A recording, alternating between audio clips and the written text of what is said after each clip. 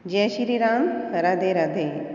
तो ये तो हम सभी जानते हैं कि महाकवि कालिदास एक बहुत बड़े विद्वान थे, लेकिन एक बार उन्हें अपनी विद्वानता पर अभिमान हो गया और माता सरस्वती ने उनका अभिमान दूर करने की सोची। जब कवि कालिदास भ्रमण के लिए घर से बाहर निकले और काफ़ी देर घूमने के बाद उन्हें प्यास लगी, तो वो एक कुएं के पास पहुँचे और एक स्त्री से बोले कि मुझे पानी पिला दीजिए, आपको बड़ा पुण्य होगा। स्त्री बोली, बेटा मैं तुम्हें नहीं जानती, अपना परिचय दो, मैं अवश्य पानी पिला दूंगी। कालिदास जी ने कहा, मैं पथिक हूँ, कृपया पानी पिला दें। स्त्री बोली, तुम पथिक कैसे हो सकते हो? पथिक तो केवल दो ही हैं, सूर्य और चंद्रमा, जो कभी रुकते नहीं, हमेशा चलते रहते हैं। तुम इन दोनों में से कौन हो, मुझे सत्य बतलाओ। तो कालिदास ने कहा, मैं मेहमान हूँ, कृपया पानी पिला दें। स्त्री पुनः बोली, तुम मेहमान कैसे हो सकते हो?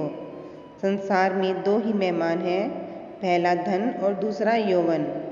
इन्हें जानने में समय नहीं लगता। सत्य बताओ, तुम कौन हो? अब कवि कालिदास प्यास से व्याकुल हो चुके थे।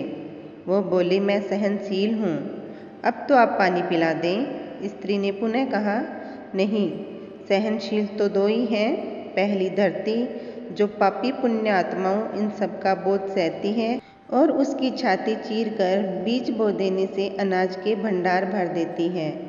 दूसरे पेड़ जिनको पत्थर मारो फिर भी मीठे फल देते हैं और छाया देते हैं। तुम सहनशील नहीं हो, सच बताओ तुम कौन हो? अब कवि कालिदास लगभग मूर्छा की स्थिति में आ गए और तर्क वितर्क से झल्लाकर बोले, मैं हठी हूँ। स्त्री पुनः बोली, फिर असत्य? हठी तो दो ही है, पहला नख और दूसरे केश, इनको कितना भी काटो पुनः निकल आते हैं। सत्य कहें ब्राह्मण, आप कौन हैं?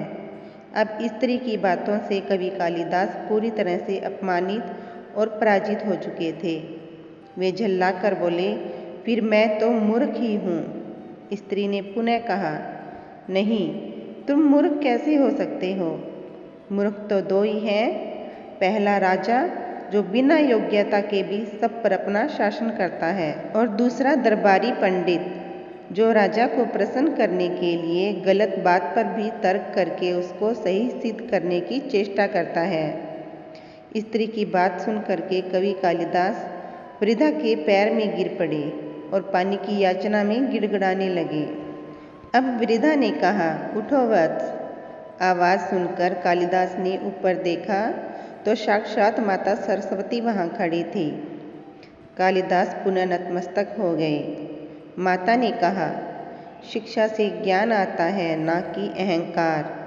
तूने शिक्षा के बल पर प्राप्त मान और प्रतिष्ठा को ही अपनी उपलब्धि मान लिया और अहंकार कर बैठे, इसलिए मुझे तुम्हारे चक्षु खोलने के लिए ये स्वांग करना पड़ा। कवि कालिदास को अपनी गलती समझ आ गई और भरपेट पानी पीकर वे आगे चल पड़े।